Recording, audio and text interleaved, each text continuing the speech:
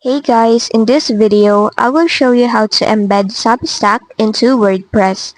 First, log into your Substack account and go to Dashboard at the top right. Once in, click on Settings on the upper ribbon. Now on the left panel, go to Growth Features. Here you'll have the option to embed subscribe button, so just copy the code. Now go to your WordPress and click on Appearance on the left panel and go to Editor. Once inside the editor, click on the plus sign button at the top left.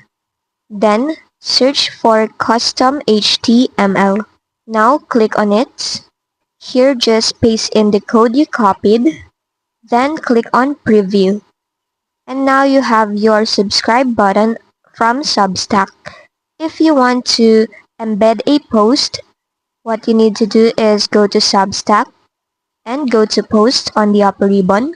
Now select the post you want to embed. Then click on View Post. After that, click on the Share button and choose on Embed. Now just copy it. This is the button. It's just not showing, but click on it and it will be copied to your clipboard. Now go back to WordPress and click on Custom HTML.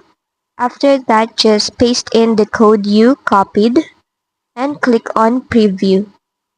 Now you'll have your post embedded to WordPress. And that's it.